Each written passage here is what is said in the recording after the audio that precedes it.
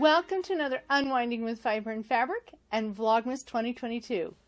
As you can see, it is the 19th of December, and I am ready as I will be, to dig in and get some more fiber. So let's just go ahead and get started and see what we have. We have another special lint. This truffle is hazelnut. That one I do know what it is. I still don't intend to try to pronounce anything. And I think this one has gingerbread, little gingerbread pieces in it. Yes, by this point I've had enough of them. I am getting familiar as to what the colors mean. Okay, so we have country green in the exhaust version. Oh, a surprise. There's a third chocolate for today. Oh my goodness. That is a surprise. And it's a well-needed surprise. Okay, so we'll see if I'm going to be able to stand having my hair down today. Yesterday, after uploading my video, I was so tired. I laid down and I took a nap. And it was one of the most solid, long naps I have taken. Here's the beautiful color we have here. One of the longest solid naps I have taken in over a month. It was just so great. The problem is I didn't really want to wake up and rejoin the functioning, and that is carried over to today. I really do think that my body is starting to say yes. The daylight hours are getting less and less, and you are tired. You need to sleep. I need to hibernate. That's what I need to do. This pile of fluff looks like a lot more than some of the other piles of fluff that I've been spinning recently. So hopefully it will spin fast and we won't have an overly long video. So I've cleaned the wheel. It shouldn't squeak. I can't make any guarantees. I'll knock on some wheel wood here for luck. Everything about yesterday's video just was, from the recording of it to the editing of it, it just, it gave me fits. So, but we will get to the end. We will make it to Christmas Eve. That is my goal. Because I can hear the wheel squeaking. I may not have got it. I haven't been able to get my husband to take a look at it just yet. Maybe later today. Yesterday was just, as I said, I took a nap. It was just a day of rest. Once that video was uploaded, it was a day of rest for me. So, but there was also some interesting things that did go on. I did have something major, a major shift. I would say some exciting news, but I'm going to be realistic. My husband does a lot of wood turning, and he, like with me, with my spinning and such, he does it out of just a joy of creating. The stuff that he makes tends to go to family, friends, that kind of thing. You can never have enough, or too many, I should say, little bowls for snacks, at least, or snacks, or knitting notions. All of the little bowls that he makes, they tend to disappear. They tend to wind up near where I crochet or knit or quilt, and I use them to hold needle ends and well, just all the notions that go along, stitch markers, the whole works.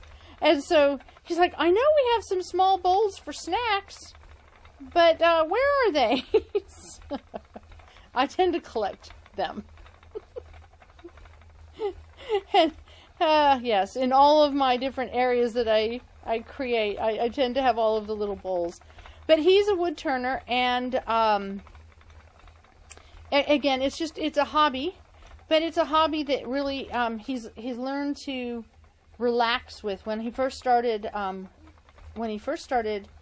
wood turning,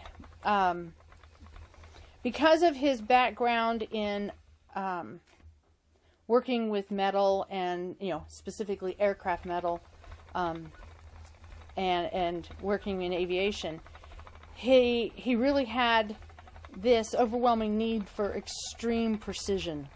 And it frustrated him because when working with natural materials like wood, you're just not always going to get tiny precision, minuscule precision. It's just something, yes, there are masters who really do fine tune. But for most hobbyists, you have to accept a good portion of error and mistake. You have to accept that the natural material. Hold on just a second. I have a cat that is about to bring down my lighting. Okay, I'm back. I have managed to distract Whimsy, the little orange kitten, with a basket of laundry. Yeah, she was about to bring down I have a setup to where I can have extra light but not have my glasses reflect the light all the time, and she was about to bring all of that down. So she's now in a basket of clean laundry. So as I was saying, when you're working with natural materials and you are a hobbyist, you need to accept a level of imperfection, especially when you're working with some of the self-harvested wood from the backyard. He has had to learn to embrace the imperfections of the wood, the wormholes in some cases, and little by little, he has come to really love the look of a much more rustic, raw, earthy product. Yes, he is constantly wanting to get to a level that he can get really fine pieces of work. But in the process of practicing, he's embracing the unique pieces, the unique look that comes when you're working with imperfect materials. So he's been doing that, and I occasionally share some of the stuff that he makes on my social media, because a lot of times he makes me yarn bowls. He makes me wonderful fiber bowls. I find when working with Angora, it is so lovely to have the fluff, the cloud, in a wooden bowl, because the wooden bowl is a non-static bowl. Plastic, metal, glass, even porcelain to some extent, they all have the potential of holding on to and passing on the static. Whereas with the wood bowl, especially a wood bowl that has been turned with a little bit of roughness left on the inside, it will hold the fiber just so it doesn't fly around. It makes it easier to spin from.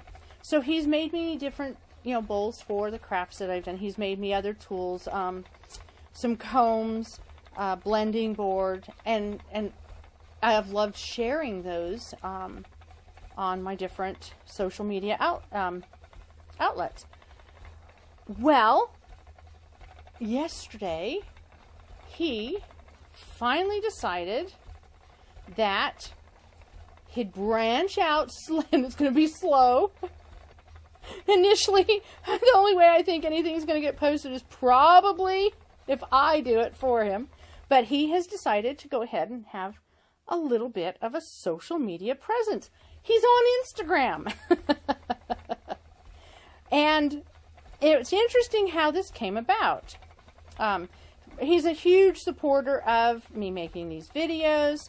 And occasionally he would comment in. Yesterday, we changed his YouTube name to something he liked a little bit better, something that represented him a little bit more. And it was really, I was thrilled because even just getting him to a point where he would embrace this a public persona, it's huge. And when you consider that he spent his the majority of his adult working life in the military, you can understand his resistance to having a public footprint. And so it's another step in shedding the constraints of nearly 30 years in the military. So in between posting video and taking a very long nap, I took his new username and I went in and played with some of my technology and Christmas toys, and I created him a t-shirt. It's an old t-shirt that I wanted to use. I'm going to show it really quickly. But I took his new username. I'm going to put it up here. And I think, yes. And so, there you have it. Das Woodturner. Now, his nickname,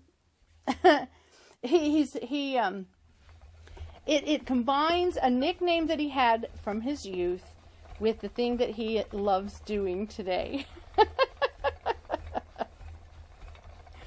And I would show a picture of him wearing the shirt, but the only pictures I have at this time, he has told me I am not to share them with anyone but the kids. Not because there's anything wrong with them, but he was not in the mood for photography at the moment. So later on we will have, I'm sure, a better picture. As you watch my videos and if you follow my social media accounts, I will share links to his Instagram and his Facebook page as he starts to actually post some stuff. Right now, there is nothing on either one of them. But it's a huge step. It's taking a new challenge. It's trying new things. And that is huge. Just taking the first step. Just saying, this is something I might be interested in doing. Just making the step to put your work out there, knowing that it could be criticized, especially in a world in which there are some amazing artisans, craftsmen and artisans who create beautiful, refined pieces of work. It's sometimes very intimidating to put ourselves out there in our extraordinarily imperfect hobby form. It has taken me nearly 30 years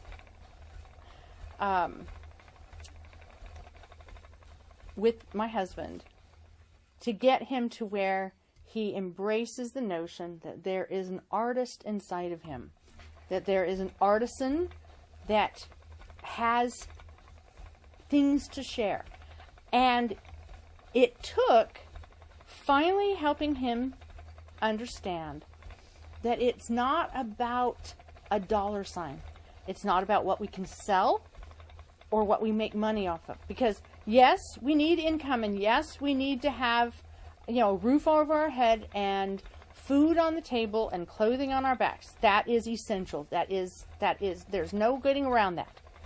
But we are also allowed to create for the sheer pleasure of creating. And we are allowed to share for the sheer joy of sharing. The joy that it gives us and the joy that it can give others. We're allowed to share our information. And when you have the years of experience and the huge variety of life experiences that you get when you reach a certain age, but also when you have experienced unusual adventures, when you have that experience, that information, that story, that collection is valuable to others. Maybe not valuable to everyone, and it may actually be irritating to some. But by putting our voice out there, by putting our journey out there, by putting our story out there, even if it only connects with a small few, that small few is they feel like their life has been brightened because of your effort. That's what I believe, at least. And we've gotten to the end of this spin. I really do believe that regardless of where we are on the scale of art in an art critic's world, our personal experience and our personal story has value. And I think that the more we have the opportunity to share that with others, the more we benefit ourselves and our community, whether it's a local community or a worldwide community. I grew up in a small community. I grew up in a time and a place that seems so very distant from what we have in the world today. I grew up with grandmothers and great-grandmothers and grandfathers and great-grandfathers and great-aunts and uncles and great-great-aunts and uncles. And I got to know them, and I was related to everyone, it seemed. We joked about it in high school. Even if we didn't know how we were related, we were distantly related, it seemed, to everyone. It wasn't a tiny community by any means, but it was a community that had roots, that hadn't been completely splintered yet by mobility. It was a place that had all the ills of small town, but also had all the blessings of small town. And so as I've grown and I've moved and I've experienced life elsewhere, I've come to understand and appreciate those pros to that community that we sometimes lose in the world today. And what comes back to me all the time is it's that connection we have with each other, the generational connection between young and older, and where those lines disappear because the stories get told, the experience gets shared. It's those things. It's the reason I think that social media really appeals to a lot of people, is we're looking for the stories. We're looking for those connections that we've lost because of the mobility that the world, and there is huge benefit to having a international community. And I know that it bothers a number of people and it can upset people a great deal, but being an international community means that we now have brothers and sisters and cousins and aunts and uncles all around the world, if we choose to have them, if we choose to allow that to be part of our life. We have those connections. And so it is wonderful to me that we're going into this Christmas, going right up to the week of Christmas, and my husband is really embracing that notion of sharing, not worrying about who the recipient of the gift will be, but having faith that by doing the effort, our gift will be received by somebody. I think that's really one of the greatest messages we can share at Christmas. So let's go ahead and wrap up this and pull something out so that I can get this edited and uploaded before a nap attack attacks me again. And I have another savory treat. I definitely should have put more taking naps in and less baking. But I shall not fail. I will come up with some other savory treat to share with you. But until that, I will post again at the end when I come up with it. I will go in my arsenal and find something. But it is my hope that you have enjoyed another Unwinding with Fiber and Fabric, that you are taking care of yourself and giving yourself an opportunity to rest this Christmas season, this cold month of December, if it is cold. If it is not cold and it's a hot month of December, like what my daughter is experiencing, it is my hope that you never run out of a cool breeze. But it is my hope that you are enjoying this month of December with whatever it brings you. And I will see you again tomorrow. Until then, bye-bye.